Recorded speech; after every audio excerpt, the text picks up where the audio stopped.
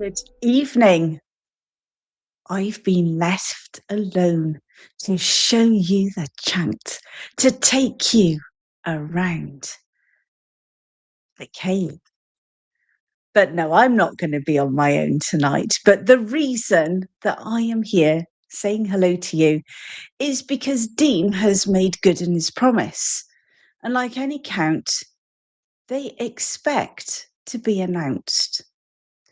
So, with no further ado, let me bring in today's hostess with the mostess, with the shirt of the frilliness, with makeup on, which I put on in myself. Let me bring in the one and only Dean. Well, hello. How is the Wednesday crowd? Are we all doing well? I can't help but giggle every time I look at you. I know. There we go.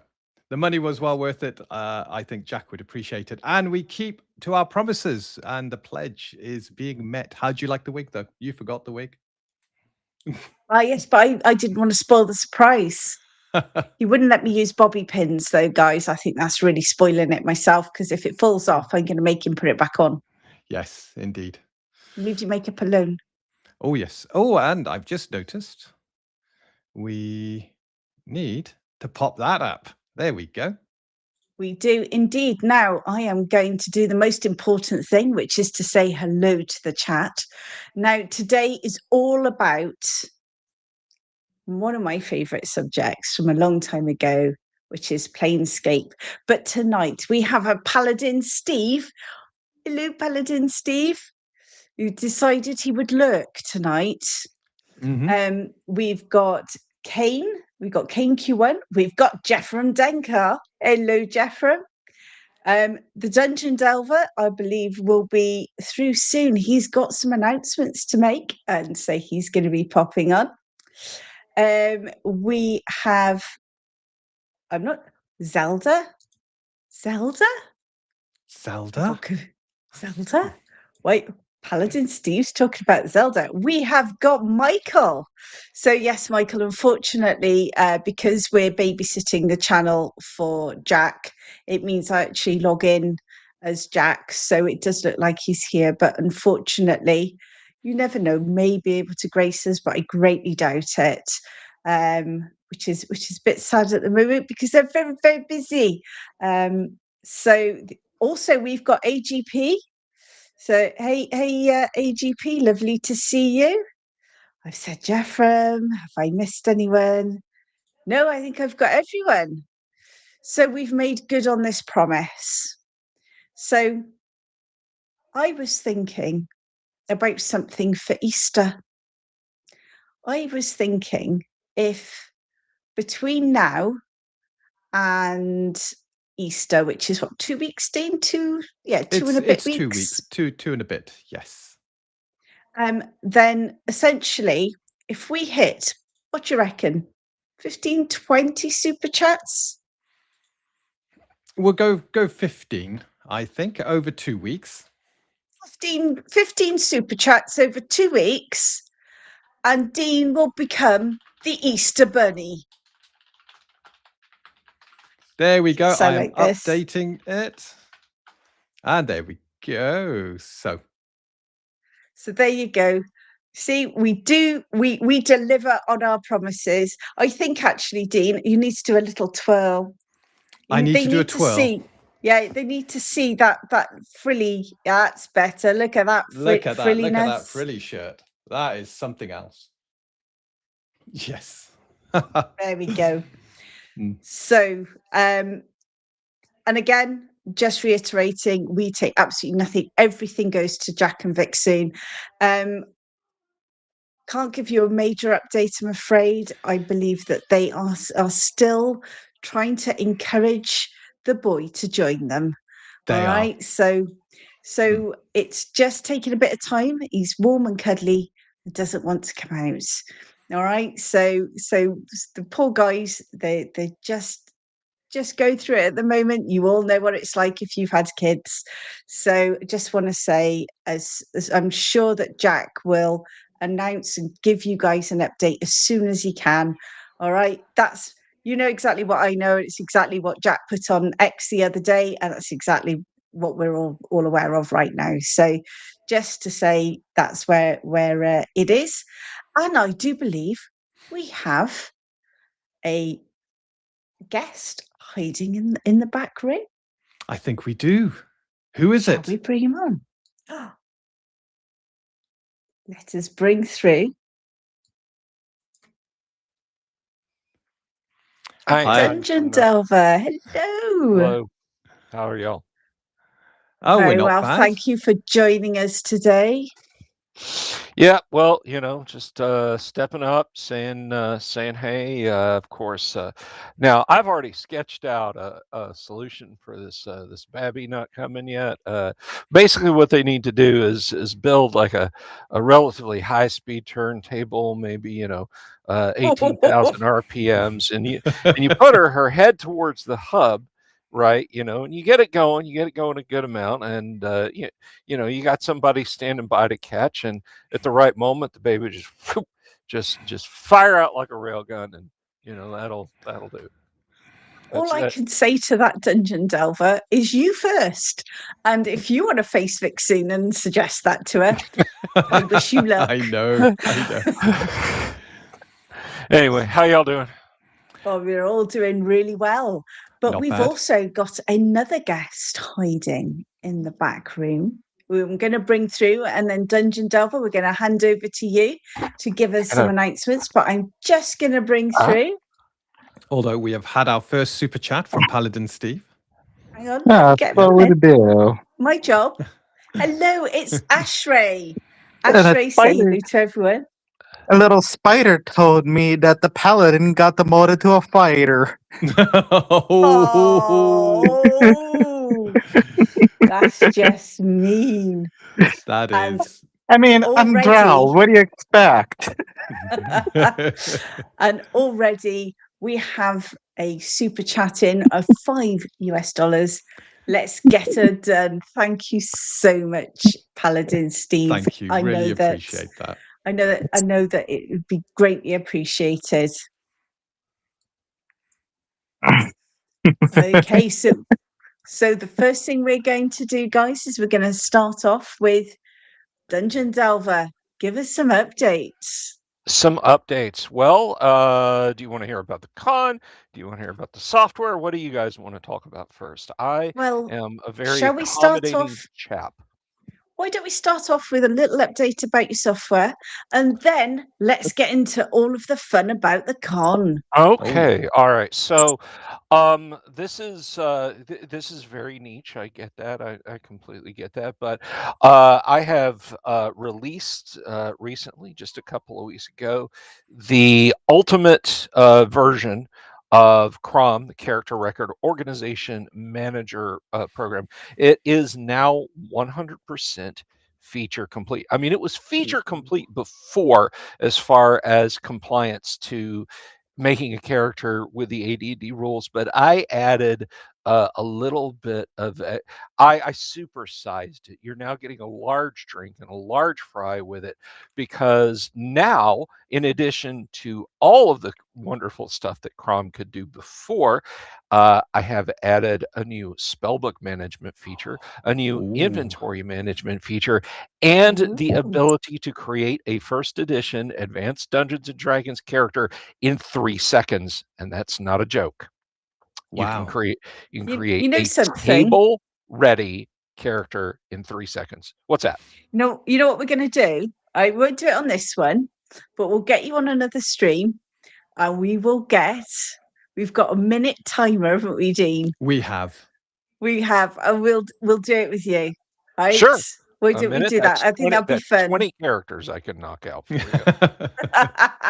All right, guys, you heard it here. We will get on one of the future streams a live demo Yeah, because 20 characters. everything That's a small first edition party, isn't it? That is that Yeah. that's a good that's a good small beginning party, but yeah. So it was it was a lot of fun throwing those last few features in, because I thought it's nice being able to make a character in 5 minutes to work one completely up. But man, if you just need a high powered NPC on the spot, if you're the dungeon master and not the player, being able to make one to order in about 15 seconds, or just look, just give me whatever you got. I don't care what it is. I just need some character of any level and ability.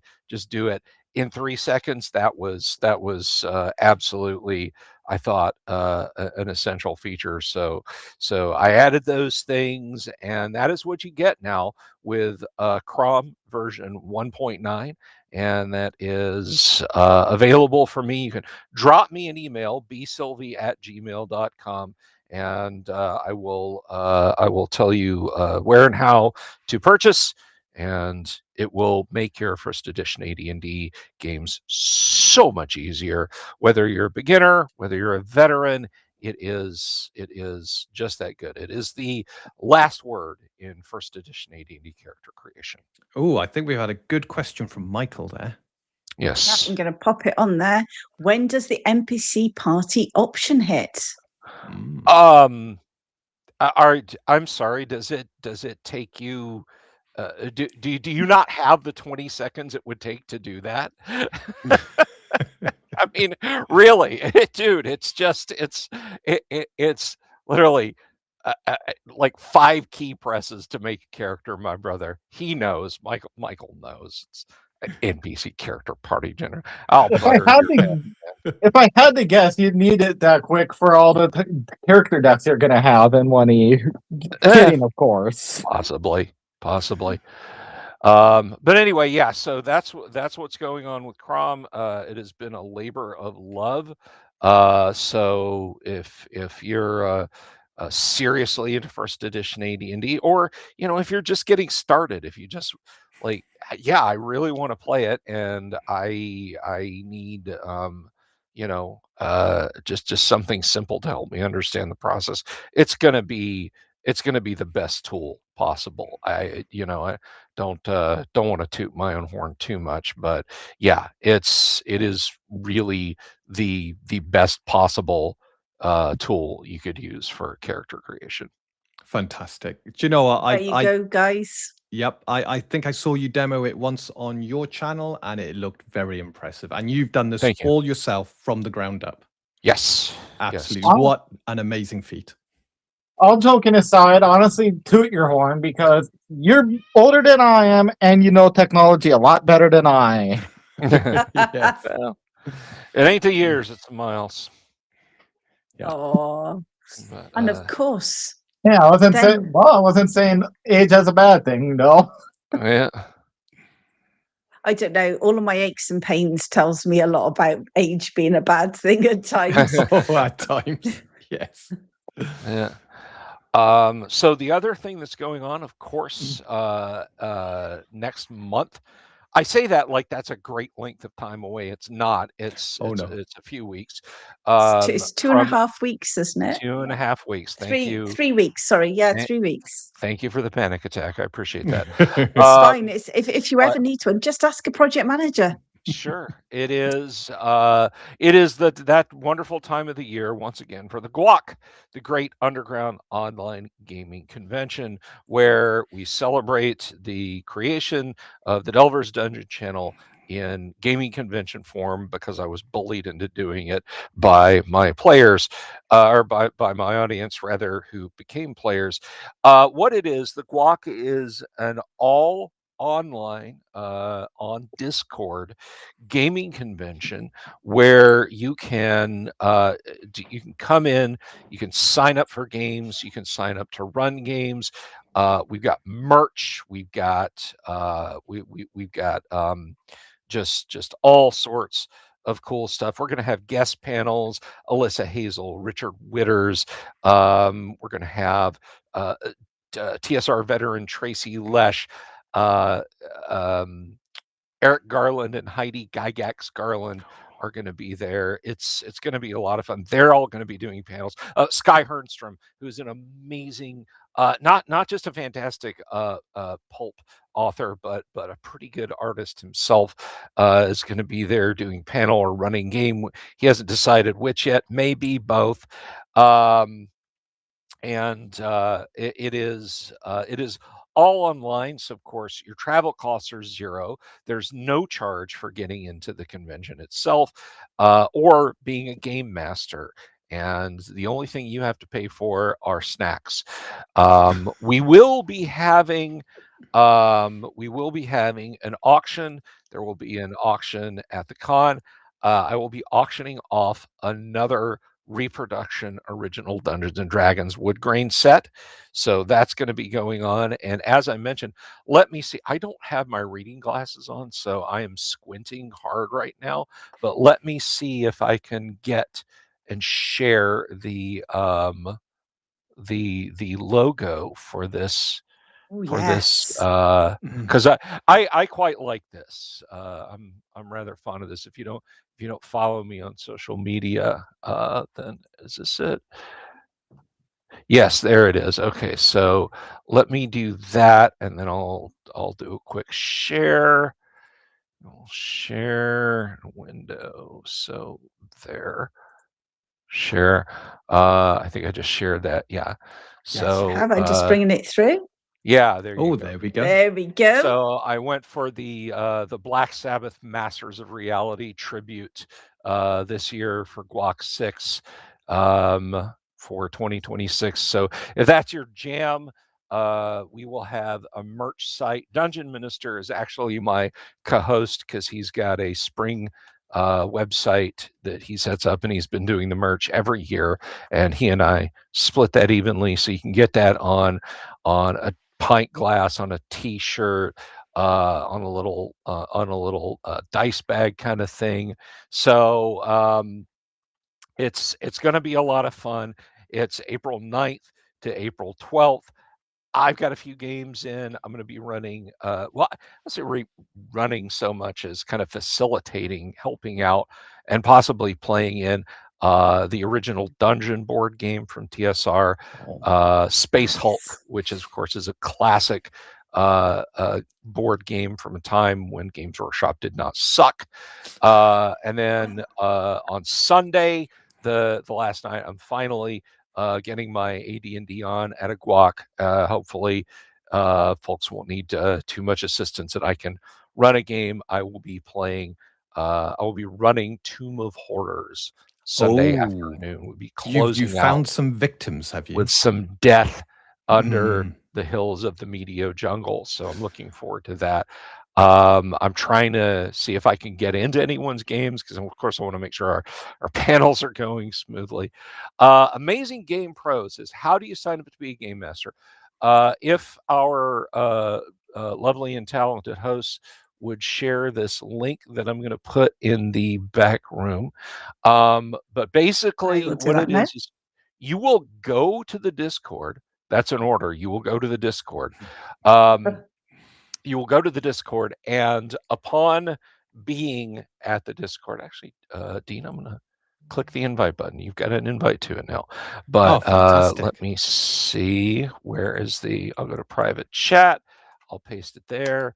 It is added there. So you go to that Discord, and bam, you are at the convention. You are effectively registered for the convention. And if you want to be a game master, let me know, and I will flag you as a game master. Now, tonight at 9 o'clock Eastern, I am doing my usual live stream, and I'm going to go over the extremely complicated steps required to become or to set up your game once you're set to be a game master. It's guys, it's really, you're going to want to get a thick notebook with lots of blank pages. Be ready to pause. Use a video scraper to download this so you can watch it one frame at a time to figure out this complex process. Because once you're set to be a game master, you're going to type /create, put in the name of your game, and then put in the date and time of your game, and then your game is created and it goes in the grid. That's Wow. it. So, That's so how. Michael asked us, are we going to run some UD at the? I can never pronounce that though. Dungeon Guac. Delver. Guac. Guac. As in Like Guac. short for guacamole. Think guacamole. Oh, Yeah. Yeah. I kept So- hearing it as Glock, as in the handgun. I'm like, wait, No, what? As well. No. Guac. No, guac. Guac. So yes, we are planning, and for those of you who joined us last night, you'll have heard we're planning on actually doing an Untold Destiny basic edition, and that's, I believe, what we're going to run. That's what we'll be running on basic, the yeah. Guac. Yeah. Yeah. So we're actually at the position where we can run those. So that's what we're going to do, because that way you can get up and running really, really, really fast. Yep. So yes, we will be doing that, and we're really looking forward to it, aren't we, Dean? Oh, we are. I'm so excited about this. This is going to be the first, probably the second con that I've been involved with. No, hang on, we did Crusade as well. Do you know what? I'm looking forward to this. Is the first online con I will have ever attended. And I'm going to go Excellent. and sign up to join some games as well, and we're going to have lots of fun.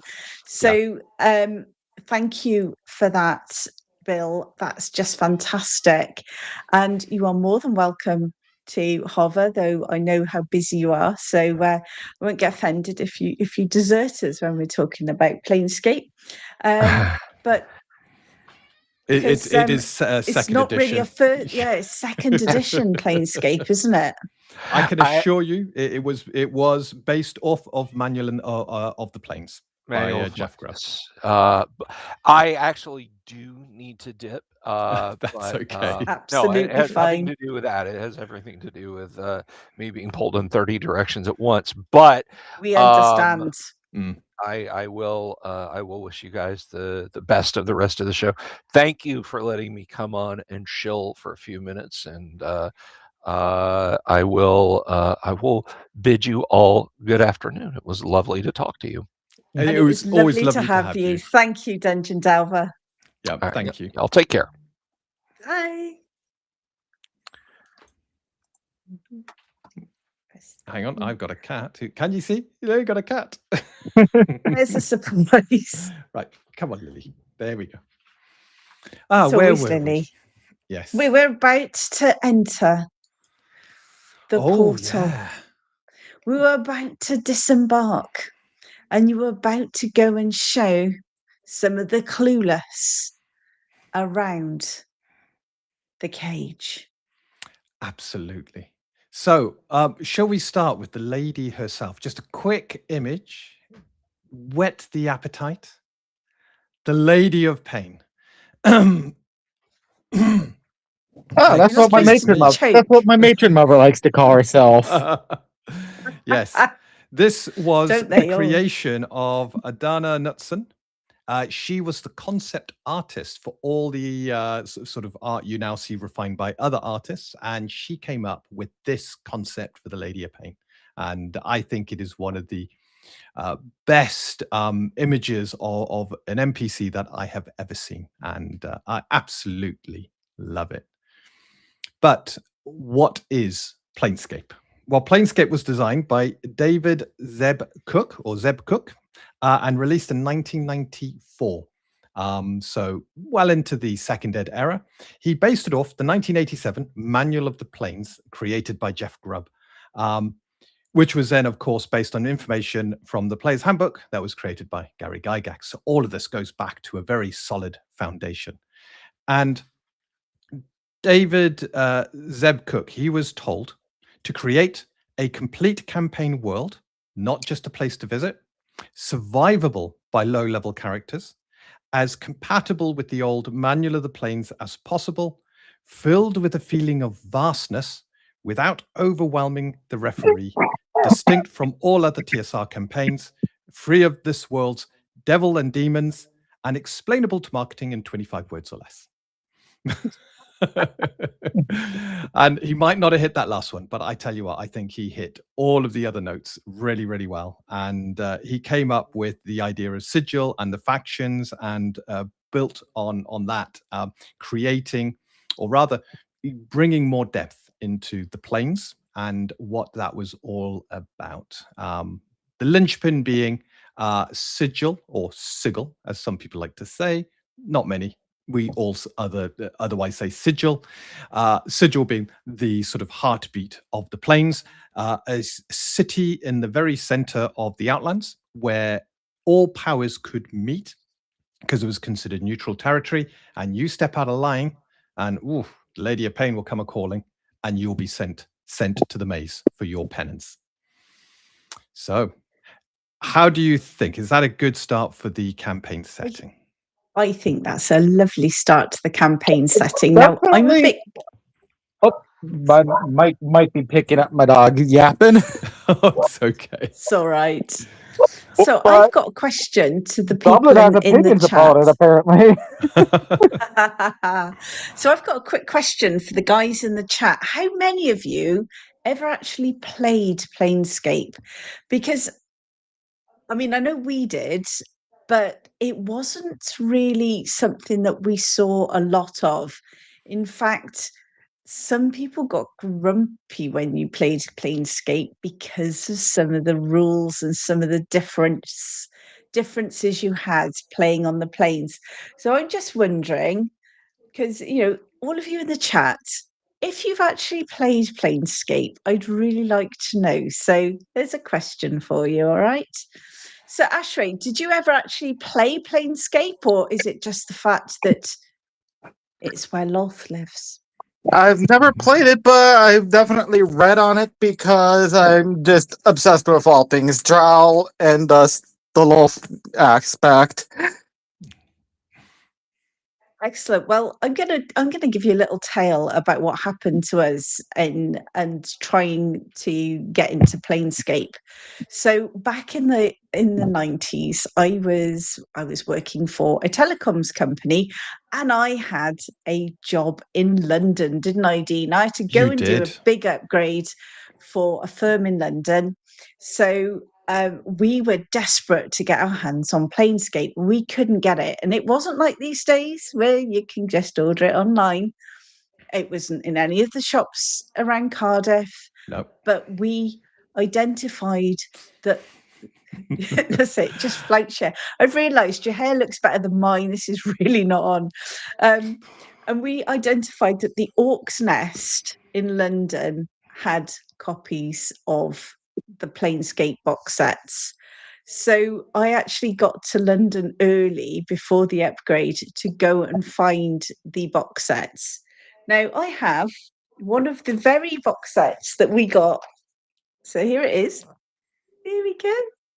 The Planes of Law. We had the Planes of Law, Planes of Chaos. There was 4 box sets. We had the Planes of Neutrality, I believe. Yeah. And then one was just a general overview of the planes. Now, these are not only beautiful, but they're packed with information. But for me, I was walking around London with a giant bag with lots of boxes in. I had to then take it with me into your hair. I know. I had to take it with me into the upgrade. I've got to go, saw that in their bag. Nothing is off the upgrade. It's off the upgrade. And then I had to basically take it back to the car park. I'd parked just off Mayfair in this underground car park, and then promptly lost which level I put my car on. This bag was heavy, and I ended up traipsing up and down this car park trying to bring these boxes back. And they've been loved since the minute we've got them, and we absolutely absolutely adored it. But we've just had a super chat in. Ashray. It's not good. It's not good. Worth it. Worth it. It is worth it. You took a smite for Jack. How do you feel? I've had one from my matron mama. Thank you so much, Paladin Steve. And that's a well worth smite. I felt it from here. Excellent work. So yeah, that that was our introduction to Planescape. Were those wonderful boxes, and I have to say, talk about attention to detail. The actual information that you had, the maps, it is just beautiful. We actually took some of these maps with us when we were working. We were doing a convention called Crusade, which is a tiny little Welsh one, and we were actually playing 5e. But we were trying to get youngsters interested in role playing. And I'm not joking, the youngsters were poring over these maps because we had Oh, they them were loving them. Yeah. yeah. So we very carefully put them up on this board, and the youngsters found the artwork and everything absolutely intriguing. What was really quite amusing was some of the youngsters knew more about Planescape and Second Ed than I did, and I'd played it. They were really into it, and I thought that was absolutely fantastic, which is one of the reasons we decided to talk about it today. So, shall we talk a little bit? What do you fancy talking about Planescape next, Dean? Do you fancy heading off to see Lolth, where Lolth lives? That sounds fantastic. But first things first, hello, Vixoon, and welcome to the chat. I do hope it is all okay. And it is lovely to see you here. We love having you in the chat. I hope everything's going okay. We're all rooting for you. We're all thinking about you. So we love seeing you. Yeah, best of wishes for you too. So what we will do, in fact, there we are. So this is one of the maps they had of the planes, and it was fascinating because if I zoom in, you got the planes of conflict, the Outlands, and Sigil at the top of the very center of this strange place. So the Outlands touch upon all of the upper and lower planes, and it is filled with all manner of creatures and villages. But what makes this plane quite unique is this: closer to the center you go, the less powerful magics begin to diminish. So right at the edge of the Outlands, all magic works. But as you begin to move in, powerful magics stop working, then the next power, then the next power, until eventually at the very center, no magic can work whatsoever. Even if a god stood there, their power would not exist. They wouldn't be able to draw upon it. And that made the Outlands quite a dangerous place, depending on where you were going, who you were talking to, and how close to the center you got. But who are we talking about now? We're talking Lolth, are we not? We are indeed. So go through. Yeah, and layer 66 of the Abyss. There we go. So we're going through Plague Mort, and we're heading down. Do apologize for the quality, but Lolth, 66th layer of the Abyss. Express elevator going down. Or going up, depending on your perspective. Yeah, it is quite difficult. From the Outlands, you always end up in the first layer of the planes. And then from there, you need to find your own portals and ways around to traverse that plane itself. And this is what made, in my opinion, Planescape quite magical, is because you had all of these mysteries, and whilst some of the mysticism of the heavens got taken away, it got all explained. It was replaced with a load of other secrets and things you could find out. It was designed for you as a player to be someone who lived in this world and traversed this world, dealing with strange and weird creatures, and learning how to traverse the many layers and survive on some very inhospitable places. Like the Hells, or Betor, as they called them, Betor, through to the Grey Wastes. And if I just come across here, we've talked about Lolth, but guess who lives in Nidvalia? Anyone? Nidvalia. That's not a plane I'm familiar with. I did most of my Abyssal reading on layer 66, and it's like playing the Soulfire, which sounds like a lovely time to spend your afternoon. Well, it's underground, and that's quite a big hint. It's also a very chaotic good place, and that's yet another hint. That old character of mine you're hinting at. It You know, could be. the one that took up the mantle of Elestre. It Yes, is. Eveguard. Yeah, Elestre lives there. So you got the homes of all of these gods, and it's fantastic. It's great if you to be able to visit some of them, to be humbled by the magnificence of these gods, or to laugh at them and joke at them. And yes, you could get away with laughing and joking at the gods. A dangerous game, if you ask me. But that's because depending on the faction you were part of, depended on your outlook of life in the planes. And the factions were like the extreme views of individuals made manifest and magnified so much more. And the various temperament of whatever god or goddess you're having a laugh at. Yes. Yes.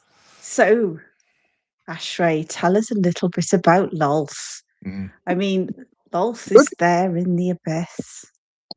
What's to say about the schemer who very nearly killed Coralon and got Ershne and nearly got Illustrate thrown in to take the fall for her. Yes. Mm. What Was else? most What's to put say out that for is with her. not known by basically everyone?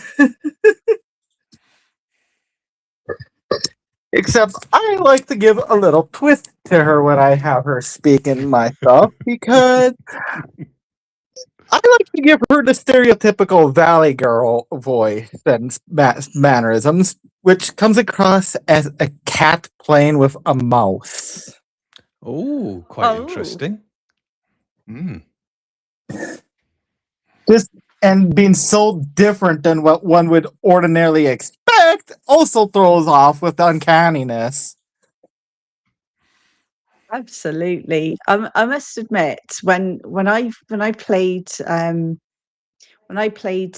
it was Cinefay, wasn't it? It's So Cinefay, Cinefay yes. was my Cinefay was the dark elf that I played, who basically went from low level to high level, and I ended up. Will you please stop treading on my keyboard?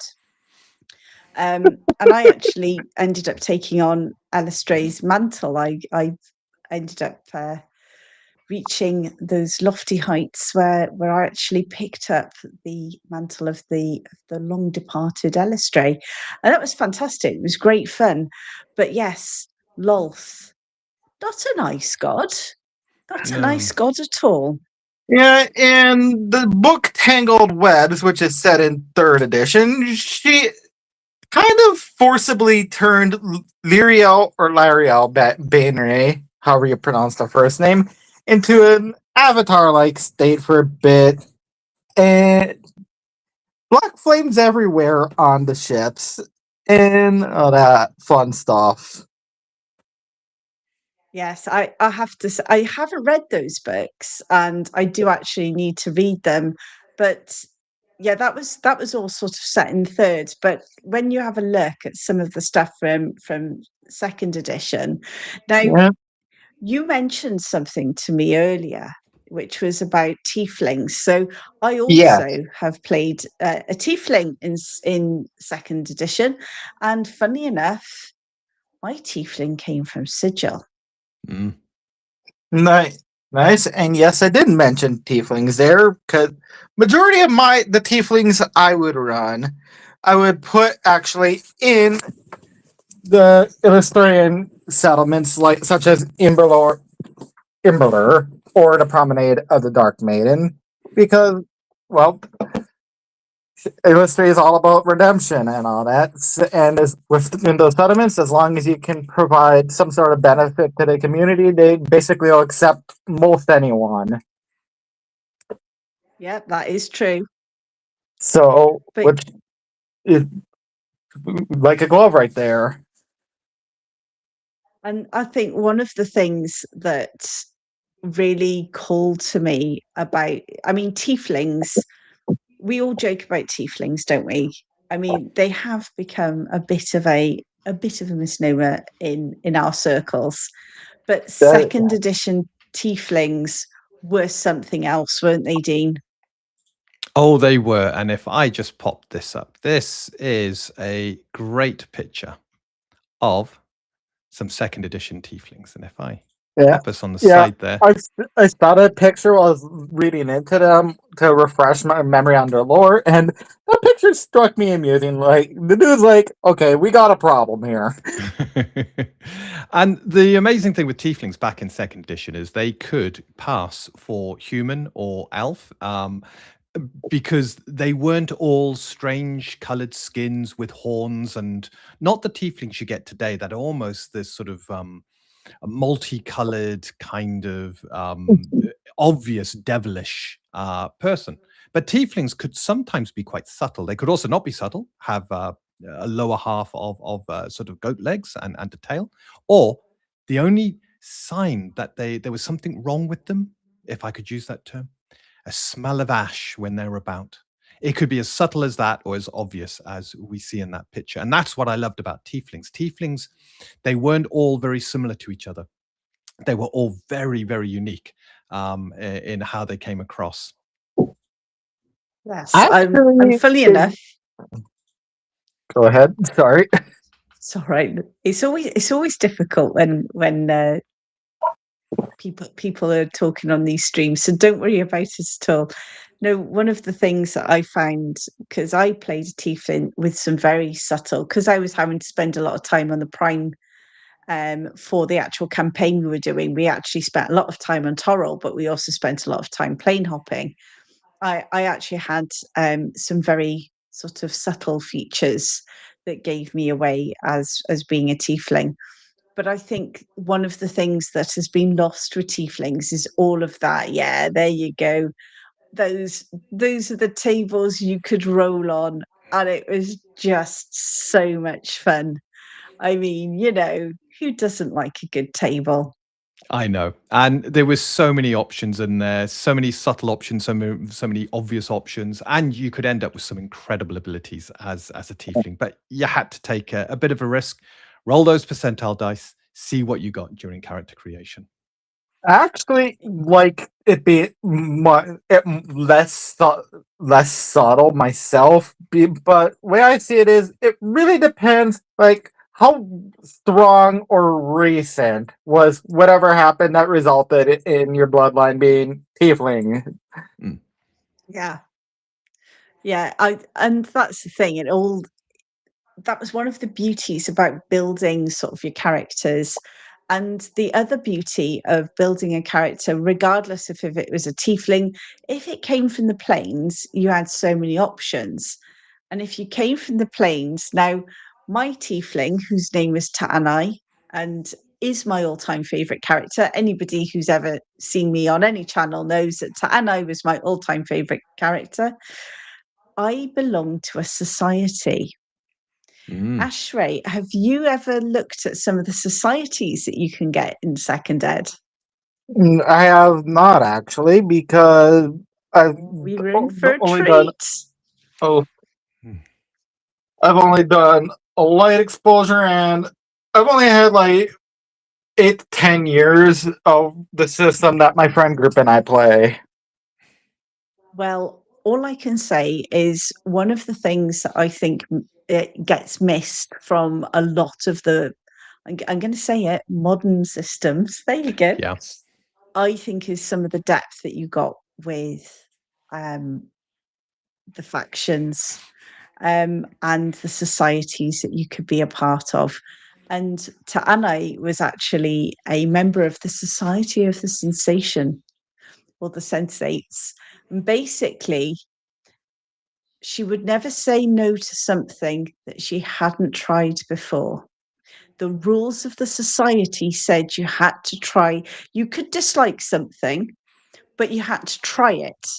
So if someone said to you, here, try this pear, and you'd never tried it, and you looked at it and went, oh, I don't want to eat that, you tended to try it to see if you'd like it, which really, really resulted in some great fun when it came to role playing. So, going through portals was something. Do you want to go through this portal? Yes. Yes, That- I do. Honestly, that sounds hilarious. Like, I've done some reading on factions because I've been working with my friend group porting it, some of the Illustrian factions or whatever from, what was it, 3E or 3.5E, like the Silver Hair Knights and the Sword Dancers of Illustray Yeah, for my friend group. those are good. Yeah.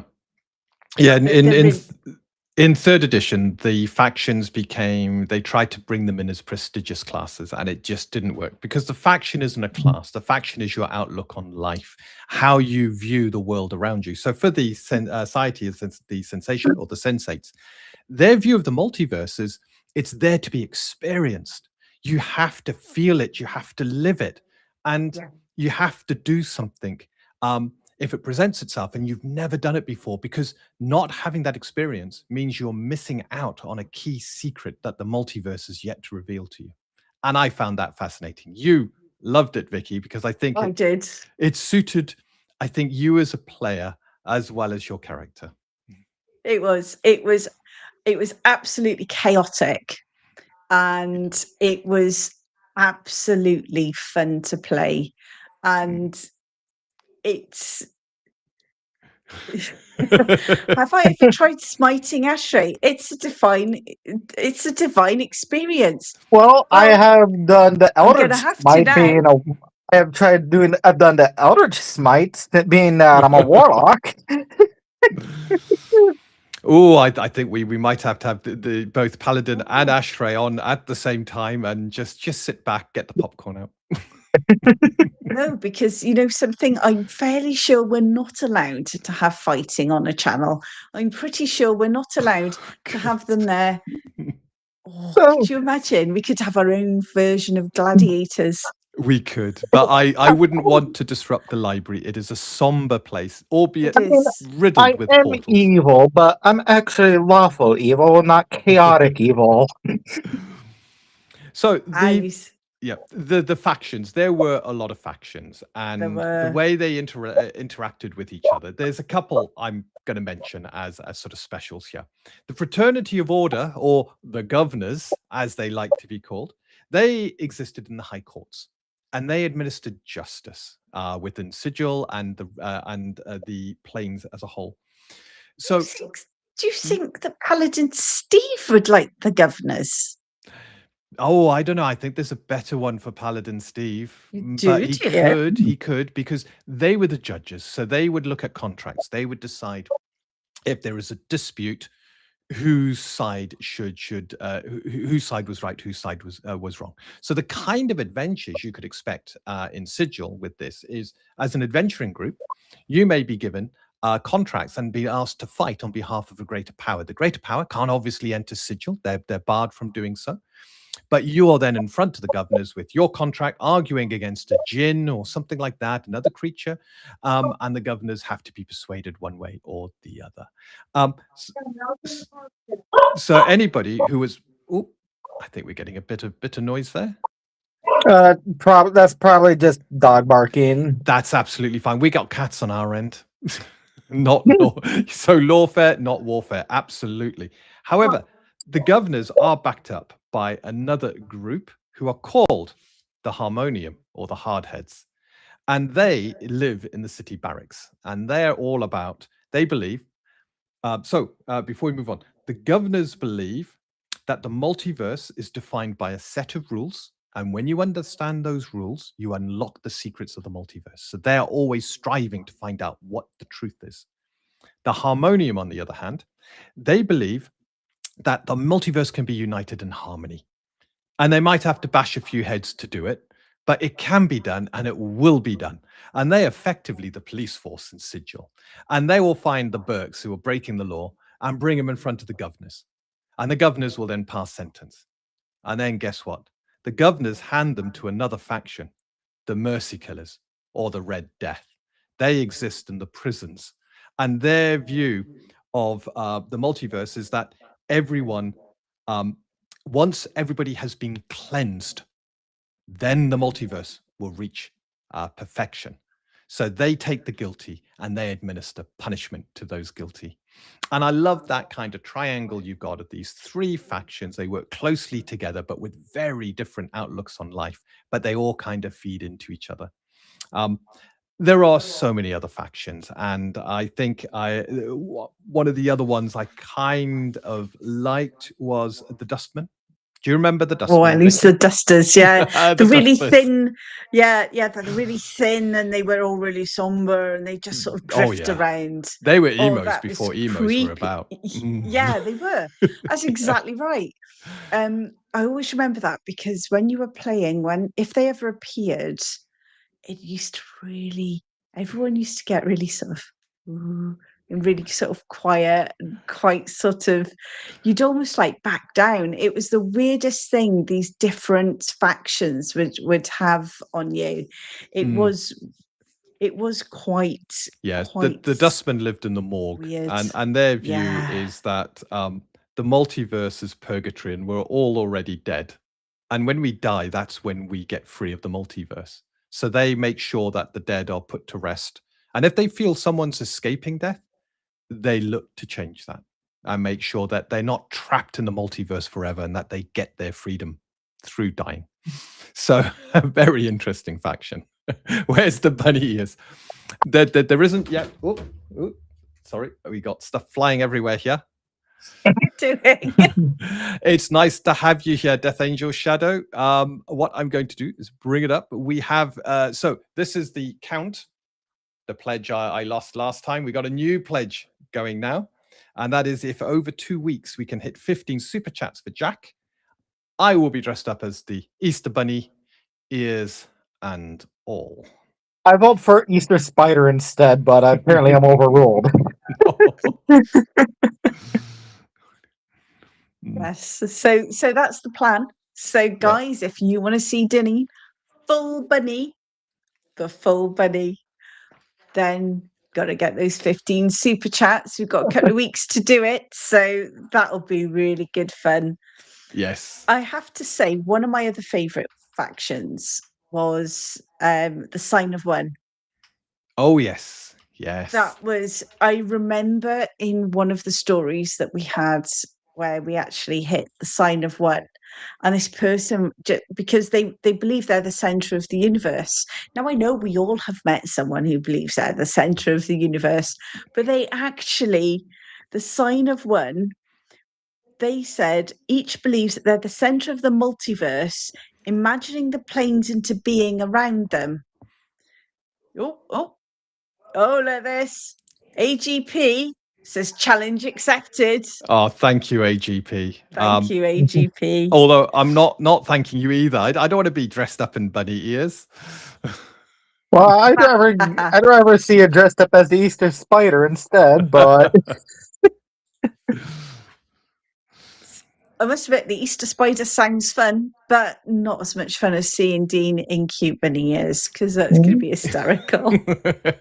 It will. You know, I made him get that wig, and maybe I should have noticed that it's too much like my hair. I have a new appreciation for people with long hair with it getting in your eyes all the time. Yeah, yes. I now know why when we get out the car and the wind's whipping your hair around, the first thing you do is tie it back in a bun. Yeah, I just go down, and you're like, what are you doing? And I'm like, put my hair back because it's annoying me. Yes. But yes, the Sign of One, everything you actually imagine it into being. So if you weren't there, the multiverse wouldn't exist. You have created the whole multiverse and each and everything on that multiverse. So every plane, everything, the good, the bad, everything comes from you. That was really interesting because I must admit, yes. I must admit the powdered, but you know what caused this wig to come out was because Jack did that picture of him with the flowing hair. So I actually found one that went with the flowing hair. So yes, he's got his full coat and he's got his frilly shirt. It is absolutely baking in here. So we're just going to have to come up with something else that requires a powdered wig, aren't we? We are, yes, but so the sign, what was that? The sign of one, the designers are fantastic. Yeah. I'm trying to think. Are there any others? I mean, you had the Bleak Cabal, who were the Madmen. You had the Doom Guard. They were in charge of the armory because they believed that the multiverse is going to end at some point. So if they're Oh, in they're charge of the weapons, frightened. they can hand them out to the people who will help them end the multiverse through entropy. So they took control of the armory and control the armory and sigil. Oh, there was one more that's worth a mention Go on. because of the level of nihilism that you got when you spoke to anybody that belonged to this particular faction. Now it was I got hair in again, my mouth. this is what I have to put up with every stream. It's worth it just for revenge, guys. And And that is was why I like to keep my hair shaved short as I can. Yes, indeed. yes. There we go. We trained to tell Dresses like a everybody, barrister. That is an amazing idea, Paladin Steve. I think that would be fantastic. I could get behind that. we can get behind that one. Although I'm I a little think bit that- nervous. Paladin Steve's really going out of his way to make sure I get into a powdered wig. Yeah. I'd say if I you're think- gonna do that, get the stereotypical old-timey judge hat or judge wig or whatever. Oh, yeah. So you were talking about the really depressing Oh, yes. faction. Yeah. They certainly wouldn't. So sorry, what was that, Ashray? No, I was saying, yeah, the whole Sunshine and Rain, the whole Sunshine one. Of course, Sunshine from a Drows perspective is as pleasant as they are. Oh, we have just had another wonderful super chat in from Death Angel Shadow. We have a $5 of look at that, it's got bunny rabbits in there as well. Here comes know. Dean And through the Cottontail. whole Bugs Bunny, what's up, block? Oh, we're gonna have to get him a little bunny tail. Yeah. Wait. Buddy, okay, we'll throw in the buddy tail as well, and I'll do a little wiggly dance. Oh, we are so looking forward to Easter. What's No, up, we're Doc? not. Hoppity down the bunny trail, hippity hoppity hop hop hop. Oh, What's there's up, another one. Doc? Oh my god!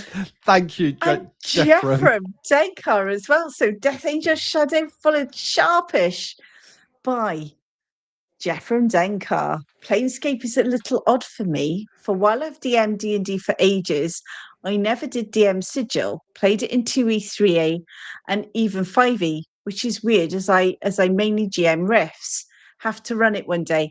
Absolutely. You know something, Jeffrey?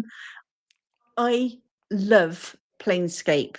Dean will tell you, I am absolute fan of Planescape because of the different variations you get. So, you know, just this one particular faction, the Bleak Cabal. Oh, right. They believe that the universe, the multiverse has no meaning. It just is. It's just there. And that all meaning has to come from the individual, not from the outside. But the trouble is this used to generally manifest in some really bleak individuals, didn't it, Dean? It did. And Oh, it was they were always mad. Yeah, always a little bit mad, always a little bit nihilistic, in my opinion. But you've got all of these different factions and societies, and they're all living in this wonderful place called Sigil, and then across all the different planes. And there was nothing like trying to find ooh. Well, thankfully, I'm not actually a guest on this Babylon 5. I think you've got Madman, so you won't be seeing me dressed like this, but I will be supporting you from the wings as best I can, and throwing rotten vegetables at you all. Throwing vegetables, how rude. I know it is, but yes, the factions. If you created a character who came from the realms, typically you had to choose a faction, and if you didn't choose a faction was chosen for you, and that faction was, if I'm not mistaken, which one was it? It was the Where is it? I think it was the Revolutionary. No, it was the Free League, I believe. The Inepts. Yeah, the Free Legs. Yeah. Yeah. So they were the ones that going, we don't need a faction. And everybody went, you do need a faction. And they were like, no, we don't need a faction. We refuse to join a faction. And the rest went, right, you're your own faction now. There, done. So if you're not part of a faction, you're part of their faction. And now I watch someone new now be like, oh yeah, well I refuse to be part of that faction too. Exactly. It was, and it was so funny because when you were walking around Sigil, you would have angels rubbing shoulders with devils, with demons. You would have it was one of those. It was truly a mixing pot of everybody, and it was always just so much fun. But what used to really throw our table was when you went to other places beyond Sigil, didn't it, Dean? It did. But before we discuss that, I've got one last thing to talk about in Sigil. Oh. And I'll show you them first. It is these All creatures, those. the Dabos. They would walk around Sigil and they would maintain it. They'd repair the roads, they'd repair buildings, they'd pick up litter. But the most unique thing about them is whenever they talked, the words would appear written in the air around them. And these were the ones that were, they were the servants of the Lady in Pain. In fact, some say the dark of it is they actually controlled Sigil, not the Lady of Pain. But they were fascinating creatures. You would never want to attack one. To do so would wreak terrible vengeance from them or risk going to the maze because of the Lady of Pain. Oh, my mind went to the stereotypical DM line. Are you sure you want to do that? That's pretty much it. Yes, yes. But however, we are now talking about the one thing that you have to be prepared for. When you decide that you're going to run or take part in Planescape, how magic works and how magic item works, they change considerably. Shall we start with something simple? Yes, go on. My sword. Wow, I found this +4 defender, and it was created in Toril. And now I'm going to Sigil. What? It's only +2? Why is it only +2? Well, you've gone through the ethereal to get to Sigil. You've gone through 2 planes. It downgrades by 2. Oh, okay. Well, we're going into the hells now, and I need a good sword because some creatures can only be hit by like +2s. You got a hell, it's now +1 because you've taken another hop, you're another step away from the prime material world. Yes, that's why there is a magic item called the Sword of Planes, which actually gets more powerful the further away from the prime material you are. So you go into these strange planes, you go deep into the abyss, and the sword becomes incredibly powerful. But for all others, where they are made matters. And I found this actually a fascinating part of the game because if you were playing a fighter, you would want to collect swords or weapons from various places across the realms, across the planes, because depending on where you went, depended on which weapon would be most effective at the time. What did you think of that? It's great. I used to love it because I'm a kleptomaniac. I like collecting different weapons and stuff. So I used to enjoy it. Ashray, what about you? How would you feel about, you've been adventuring in Toril, you go over to the plains, and all of a sudden your sword isn't quite what it was.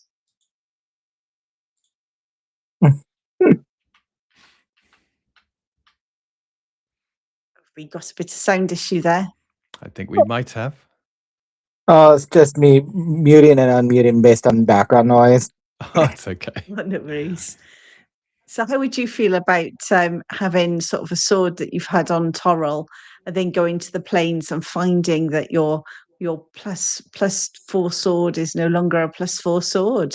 Well, if I knew that it would have that kind of effect whenever I were to do any plane shifting or whatever, I would store said +4 sword somewhere safe that I would be able to relocate after my affairs. Yeah. So that way it would be, I could just come back to and retrieve that after the fact instead of losing all the nice stuffs from it. Oh, sorry, you don't actually lose it, because what happens is when you go to where you're working, so say for example, I'm heading to Lolth's domain, which is on the Abyss, that would change the value of that sword by however I many got you. planes. The, And then when I go back to Toril, you're okay again. yeah, I got you. The way it was described, it sounded like you just lose the stuff on it as you travel. That's misunderstanding how that works from not playing that system or whatever. Oh, it's Oh, it's absolutely fine. fine. Yeah, the magic is suppressed the further away from its the Alright. world it was created, and then it returns the closer you get back to it. So a fascinating mechanic, That one that I is really def- enjoyed. That is definitely interesting, and wonder if there's any sort of absorb magics or whatever that could allow to just hold on to it as you do stuff as you transport. Mm. Well, you just Yeah, mentioned something there. yeah. Go on. Magics. Oh, Yeah. yes. So Yes, this magic used to change. is a photo I took as best I could of one of our manuals, which indicates what happens to magic depending on where you are, in which area, and what spells you're casting. So as you can see, you got all your schools of magic across the top, along with the elemental magics, and then you got all the planes underneath. And sometimes they are enhanced, other times they're altered, sometimes they're diminished. And it gives you an idea here of what happens. So whether it's diminished, enhanced, it's null. So, for example, talking of null, divinations do not work on the ethereal plane. Did you know that? I think I remember hearing something to that effect, which makes sense. That makes you grow blunt hair. I Yes. know. Yes. Yes. But whereas if you go to so the school being enhanced, you got one there which is illusion and phantasm on the ethereal plane is actually enhanced. Instead of creating illusions, you create quasi-real creatures or That objects. one I know because my friend group actually incorporates that sort of deal. Mm. And just say it has some really unfortunate effects. Yes. And of So, course, so my question is, of yes. course, if we're looking at where Lolth resides, Yes. which is, I believe, in the Abyss. Yep. Well, sometimes would in the happen abyss, to- sometimes not. Depends on if she wants to have the demon web there or not. Mm. So you've So- got the Abyss at the top. Illusion That's and it, stopped. phantasms. Oh, sorry. Ooh. If I do that, can we see all of that there? Yes, we Enough, yes. can. Enough. So illusions are much more powerful on the abyss because of the chaotic nature of the abyss. Yep. Conjuration summoning is an interesting one because it's always altered on any plane. You go to the abyss and you think, oh my god, there's demons, they're coming for us. I know what I'll do. I'm a paladin. Protection from evil goes up. And the demons laugh at you because you're the outsider on their world, not Yeah. them. And they ignore your protections, no problems at all, and start pounding on you. Also, And it's all these lovely alterations that I absolutely adore. And when you do a summoning, you can actually summon creatures from the prime material world, because you can't summon a creature from the abyss because that's where you're trying to summon. What happens is it creates this little crystal ball. The ball goes shooting off into the planes to find the creature you're after. It then touches the creature. Woof! The creature is brought to you and is summoned. But it can't summon a creature that already exists on the plane that you're on. I'm trying to think of some of the others. Yeah.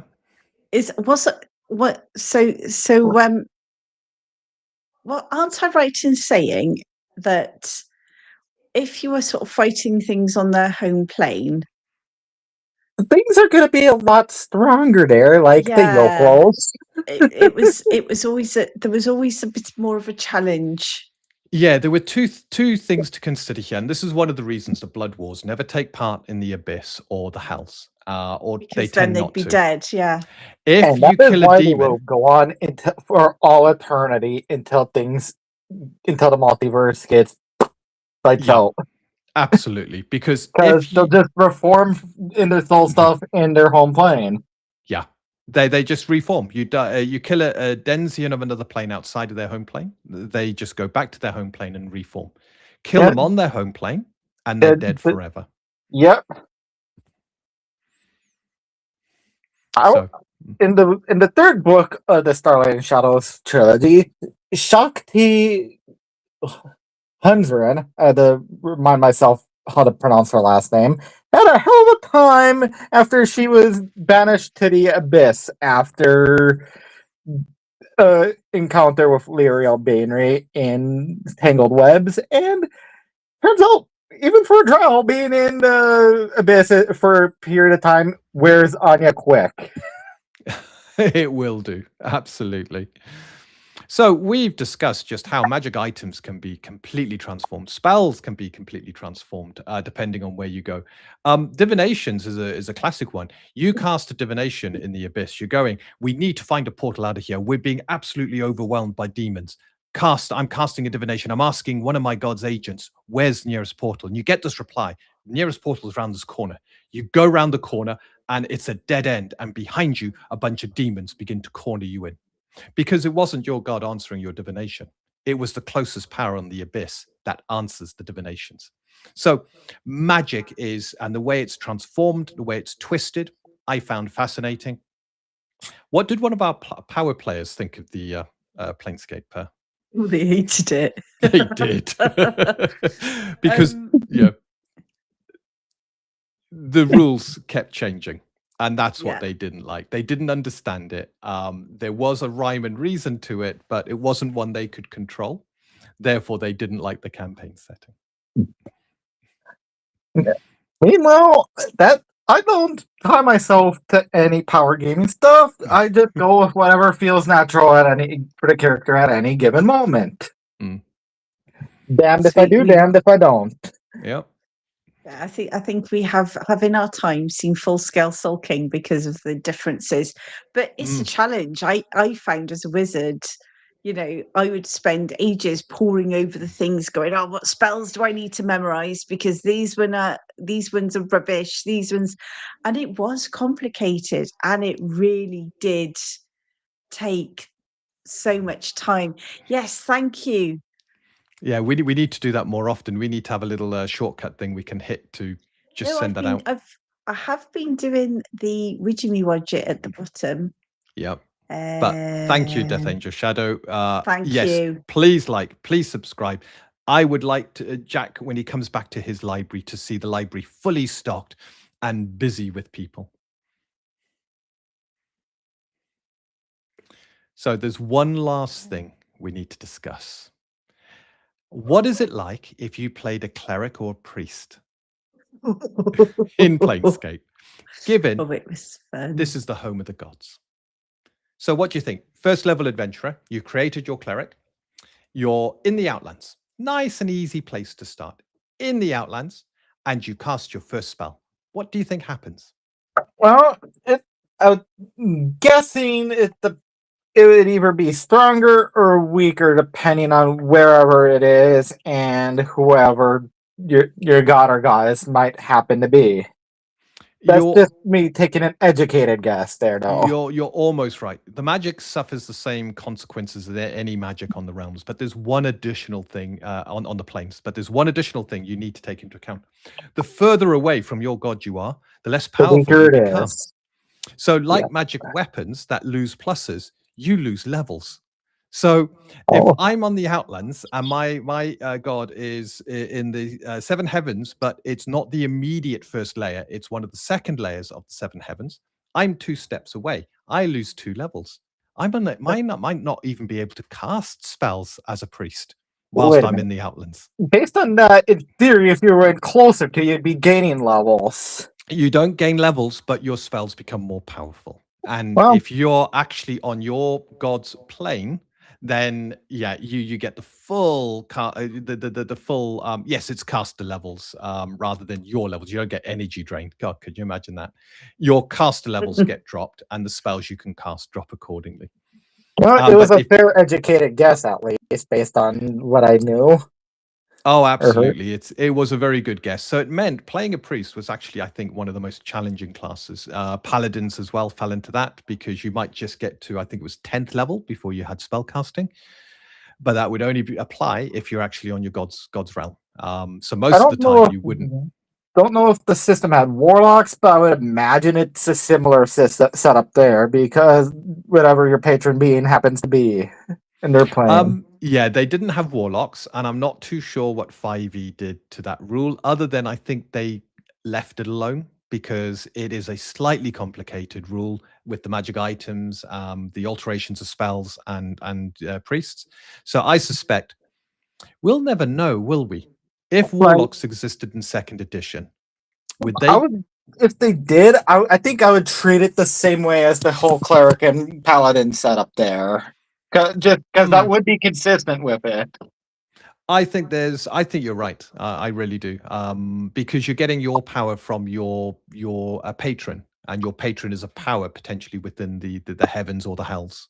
Like my Atre, whose patron being a Yoklo, would be stronger in the Abyss, especially, and even stronger yet on layer 66. But in in Eastgard or whatever, would be substantially weaker.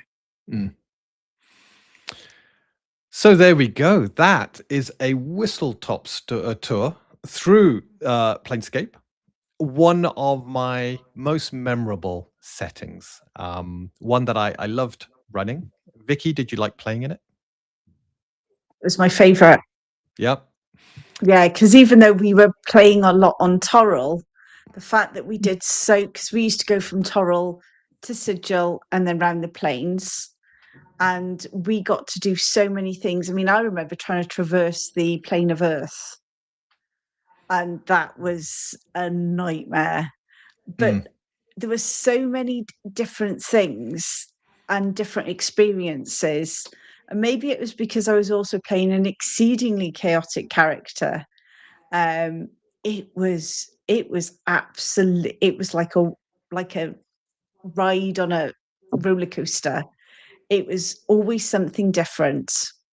Yes. And the artwork in it, I've got the Beautiful. guy's name. He often gets confused or Richard Witters and him gets confused because they both have not identical styles, but similar styles. And it is Tony Di Terralisi, I believe. Yes. Yes. That's correct. And sort of, whether the pronunciation's right or not is another thing. I know. But he did all of the interior art, and Rob Rupal did all the concept covers, and as we said, Dana Knutson did all of the concept artwork that they then based their art on. So an incredible team of artists. It really captured the imagination. But I actually think, as we're now heading towards 10:30, I would like us to have a little chat about something that's happening next week. Oh. So guys, we've got something lovely for you next week. We have 2 guests who will be joining.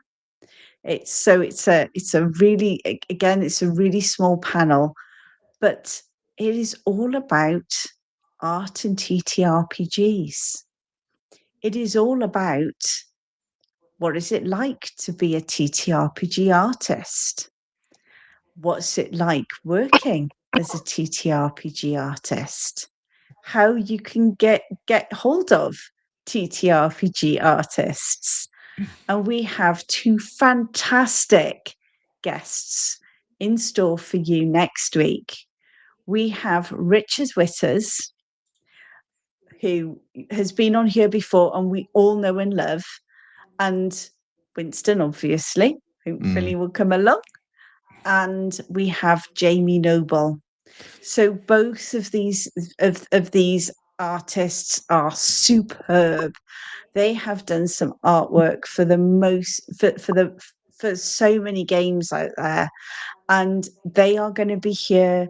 They're going to be talking about the artwork that inspired them to get into becoming an artist. They are going to be talking about their art and what they've done. They're going to be talking about what it's like to be a TTRPG artist. So get those super chats ready, ask them lots of questions. They will be here. And that is all we're covering. Dean and I, we've done a fair bit of talking on this one. We're going to be asking questions, and that's it. And showing off some artwork. And That showing definitely artwork. sounds interesting, especially to me, who has hardly a creative bone in my body. But yes, So- it's amazing that we've managed to get these two together. Jamie Noble has done quite a bit of art for us, and we love his styles. Richard Witter is just an incredible artist, and to get listen and find out the experiences and the challenges they faced, what they've liked, and some of their best loved pieces of art, I cannot wait for that session, for that live stream next week. Cannot wait. Well, you look at it, Jamie Noble, just so, because even though he's done some lovely artwork for us, but Jamie has done artwork for Warhammer Fantasy Roleplay, Warhammer 40k, Imperium Maledictum. Did I pronounce that one right? Warhammer 40k Wrath and Ruin, League of Legends, Gloomhaven, Legendary Kingdoms. And he's worked with Ed Greenwood, Richard A. Knack, and also has done work for Penguin, Random House, and Tor Publishers and Macmillan. So they also have lots of advice for anybody artists out there. You know, ask questions. This is the whole point of having people here. So, you know, we're really excited about this. We're so excited it's come together, and we hope what we're trying to do is we want to make Jack and Vixen proud. All right. We're only babysitters. We've got a little card thing in the back, and we're picking up our little cards and reading from them. But that's what we really want to do. And yes, Jeffrem, we have Jeffrem Denkar, who's been a member for 3 months. Lawswar. Don't forget, you can also sign up for memberships. What is your take on the Blood War and how TSR handled it in the setting? I'm not sure how TSR handled it offhand, but I do find that a very interesting topic in the whole lore, because one of the things that, just like how the conflicts between Lolth and Illustre, or Illustre, depending on how you want to pronounce it, that drives me to liking the demons and devils, is because I find conflicts rather interesting to read upon in general. Which means I've also done a fair bit of reading on that, and the tragedy of the bad bitch, the first layer of the first bit of the hills. Oh, what was her name again? I'm blanking on the name. I know her. Oh, it's awful when that happens. It's like you're midway and it just vanishes, and it does it to me all the time. You're not alone. What in the hell's, pun intended, was her name? Former Celestial fell from the after joining in the Blood War, after trying to help something. So welcome to the members there, Death Angel Shadow. Thank you so much for your membership. I'm sure Jack would be absolutely over the moon, and we're over the moon as well. So that's absolutely fantastic. Thank you so much for joining. I know the layer or playing in the layer in the hells she's from, or in Avernus. Yeah. Oh, what? The bad bitch there. Oh, what the Zariel. Yeah. Zariel. Ah, right. Yes. I think TSR did a great job of bringing the Blood Wars alive, personally. And when I was running Planescape, there were many opportunities. So, for example, in one of them, the party had to go through Archeron, and my descriptions of it, the huge metal plates and squares just drifting in space, and they saw these little ants just crawling across them, and then the ants came together and there's fire and smoke erupting through them, and as they get closer they realize those ants are demons and devils. Portals are opening and they're just pouring through and attacking each other, because of course Archeron is none of their home planes, so if any of them die, they just go back, they reform, and they have to wait a period of time before they can leave and rejoin the Blood Wars. And there was so much of the Blood Wars running through the planes that you could bring in and add to your world to give it that feel of it being a living, breathing world and a very dangerous world. Because as they drifted closer and closer, they realized we got a time limit. We need to do what we came here to do fast before we get too close. And this piece of metal we're standing on becomes a battlefield. That was always good. Yeah, I love this quote from Mordenkaiden's Tome of Fools, actually, despite being more modern, from Zariel. My legions are the only thing standing between your precious seven heavens and the bottomless hunger of the abyss. I did not fall into the clutches of evil. I rose to shoulder a cosmic burden. I love that quote there. Yes, yeah, it is. And that's the thing. I think it's inspired writers. It's inspired so many people over the years. Planescape is one of those. For me, it was quintessential in developing my love of tabletop role play, because of its chaotic nature, because it was constantly changing. And we used to play 8 to 12 hour games at that point as well. So, we used to play it every week, 8 to 12 hours, sometimes the whole weekend if we could get away with it. And it was very early on in our marriage as well, wasn't it? So it was, so it was sort of late 90s. So that, to me, remembering all of those times is really, really precious. Yeah. And we had an absolute blast. So when you're talking about things like the Blood Wars, that was, I always felt that TSR handled it really well. And the bit I loved was when they were away from the Blood Wars, you'd go to Sigil, and the same ones that would have been fighting in the Blood War were walking around Sigil, sitting in a bar, talking to one another. And then they'd go back to the Blood War and stuff like that. It was so, so interesting. And I thought that was quintessentially TSR. And I don't think any game has come close to replicating the sort of Blood Wars and Sigil and that type of environment since. Not one. And look what we've got here, Dean. Oh, we have AGP. My mouse is not playing, but now it is. There AGP, we go. Who's been a member for 6 months, Law Sworn level. He's never played in Planescape, and the closest was Pools of Darkness, the Gold Box games. Yes, Pools of Darkness it was quite it was the end of the quadrilogy with 4 of them in the series, and it was a fantastic game. It was really good. If ever you manage to get your hands on it, normally Good Old Games has it going for cheap, and if you wait for a sale, but there's a game called Planescape Torment, and it takes you to the planes. It's a fantastic game to play, all built on 2nd edition rules. And if ever you wanted to spend some time playing Planescape, that would be the game I would definitely recommend. It was mentioned really early on in our chat. It was. Someone said they played it. I'm trying to see who it was. Oh, no, I can't believe I missed that. I know, you could be trawling there forever. Yes, but yes, definitely. I always remember that one. You had it, didn't you? I remember you buying it. Yes. Yeah. In fact, I have. Yeah, and it's a good game, but the time is growing long. Oh, and I grow tired. You're not going yet.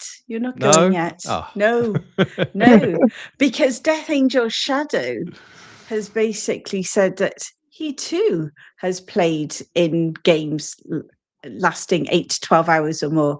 And this is where our campaigns would quite happily go on for years. And we'd be playing weekly, 8 to 12 hours, sometimes longer. Sometimes we used to just pop to bed to get a bit of a nap, and then we'd get up and continue on the Sunday. And someone had run out for a McDonald's breakfast. Oh, we ate healthily back then. Yes. It didn't we? But yeah, we did. The We longest used my to work a lot. friend group and I tend to play our stuff is like 4 or 6 hours at the extreme end or whatever, but that's time zones and all that too. Yeah, I always prefer gaming in person, and we have to do a lot now over Roll20 and stuff. And as much as I love it, I miss being round the table.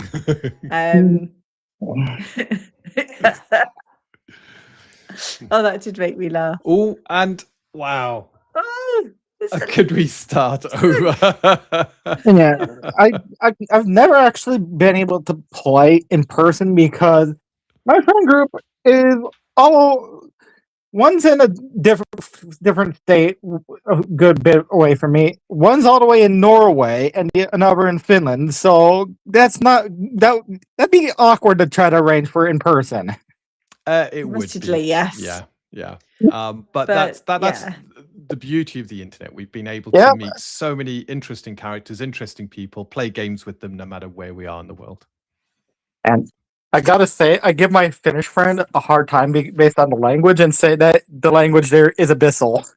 Oh. Well, look at some of the words from the language. Yes, and I just want to say thank you so much, Lord Stug. I really do appreciate the super chat. I've been trying to press the button and I've been missing. And yes, as much as I'd love to start over, I am absolutely melting in this wig and my frilly shirt. No, you're not allowed. I think you need to give the, because I'm not joking, that coat. I've got some photos. Shall I post some photos of Dean and his full regalia on X afterwards? Look at that. Continua. And he's melting because that is a really thick. This isn't sort of. That was actually bought because we really liked it. We did, and it was me going through a kind of trying to discover myself phase, and I thought, am I someone who would wear and get away with a coat like this? And for a period, I did. Yes, you did. And here I was just cooking in rocking red hair at the time. I did. I had my hair colored red long before it was popular. And here I was cooking in just my t-shirt. So yes, Vicky, you're going to tweet the photo you took earlier, are you not? X. It's no longer Twitter. There we go. Everybody says I need to put the photos up. Yes. Yes. So look at we this. will do that. So I will post the photos before bed, but I have to say that Dean has been an absolute star because I absolutely tortured him. He's got makeup on and everything, and he wasn't impressed when I made him put lipstick on. Take your glasses off. Take your glasses off. Just let it's a 2-week target, but we are 6 out of 15, so almost halfway there. 6 out of 15. Yep, 9 more to go, and I will dress up as the Easter Bunny for the that stream. If you think that bit of makeup was torturous, look at the behind the scenes that Robert Englund had to go through to play Freddy Krueger in the Nightmare on Elm Street movies. The process took hours to put on. Took hours for the Freddy makeup to be put on him. Well, anyway, I think we need to call this to close. You have been an amazing are you getting away with it again? Yes, so before any more come in, I don't want to dress up as the Easter Bunny. But it's okay because it will continue next week. But everyone wants you to do so. And the customer is always right in matters of taste. And you got the saying, the right. People often say customer's always right, but it's not. The customer's always right in matters of taste. That's what I added in matters of taste in there. Yes, you did. Sorry, Vicky, what were you trying to say? Well, I was saying, I was about to say, oh, goodness, we have another super chat. $7 dues from Lord Stug. I was going to say that as we've had such a fantastic time taking this sojourn through Planescape, we double it next week. I too will wear the bunny rabbit ears. And that But is you for have you, to double Jack. it. This But you have to hardcover. double the target for both of us. Oh, look at that. He's got his books out. He has. Hardcover. And I There's just want to something say about thank a you so hardcover much, books. Lord Stug. I know this will be so helpful for Jack and Vic soon. Death Angel Shadow, thank you so look much. at that. Thank you very much. I'm now getting very nervous. 314 as long as I don't get nervous. 314 yes, lots of pages. Yeah, 314 pages. 314 pages. 345 pages. Well, and they that say seems a to me as if they 30-year-old got it don't wrong. read. Oh, 30-year-old. Oh, 30. Oh, do you remember when we were 30, Dean? I know, such a long time ago. Oh no, Jeffrem, thank you so much. A long time ago when the world 9. Oh, a long time ago when the world was in grayscale. Yes, we need to call things to a close. No, you're just getting all panicky. That's all I'm seeing. So, just to remind you all on a serious note now, next week, Richard Witters, Jamie Noble, talking about their inspirations for becoming artists, talking about being artists in the TTRPG space. It's going to be fantastic. This is all about them. We are going to show some of the art that they've done. We're going to show some of the art that inspired them. And oh, look, Death Angel Shadow's the same age as me. Which that's weird to me because I see stuff from when I was young, from when I was a kid, or ever my bones start aching. Oh, you just wait till you're in your 50s, mate. Yes. I tell you this, Ashray, when you're in, and Death Angel Shadow will agree with me, you wake up in the morning to find another bone that's aching, and it's like, how did that happen? Indeed. Oh, Paladin Steve, you shouldn't have. No, seriously, you shouldn't have. I really do appreciate it. Everybody spam the super chats before it's too late. Well, no, it's going to carry over to next week. It's going to carry over to next week, but you've got to double that 15 target if you get the both of us in bunny outfits. Well, they do say us Lothian. They say us Lothites are slave drivers, so. Anyway, it is late and I am absolutely baking. So and I've got work tomorrow. You do. So thank you so much. You have been a magnificent chat. Superb I've really crowd. enjoyed it. I hope you've enjoyed Planescape, and I hope you're looking forward to next week and meeting two incredible artists. And don't forget, check out Dungeon Delvers online convention. GWAC. The GWAC. Yeah, Guacamole, GWAC. Yeah, we'll be running games there. Dungeon Delvers running games there. There's lots of people. You can sign up to be a GM. Don't forget, very important. I think it was the 9th of April to the 12th of April, if I remember correctly. Be there. For any of you who are heading to the con that's over in the US, please keep safe because I know it's been a bit snowy, and have a fantastic time and let us know how it all goes. We're very jealous. Very jealous indeed. Anyway. I absolutely still act like I'm a teenager. Yes. Absolutely. I don't think I've grown up. I mean, despite my age, I still bring out my inner Beavis and Butthead every now and then. For better and worse. Right. I think someone's trying to make you go and give them treats, darling. Someone is. Look at that. That's Maxine. Isn't she gorgeous? She's absolutely beautiful. Gorgeous. But we will say a good night now. Thank you so much. Very and I much. hope you all have a great rest of the week. There Yep. we go. Oh, so Oh, sweet. Yeah. Yeah, look just at thought I'd that. put my little marker on there since the cat showed up. But anyway, Absolutely, as long as they don't start fighting. Yes. Okay, so thank you very much. It is good night from me, and it's good night and from it's her. good night.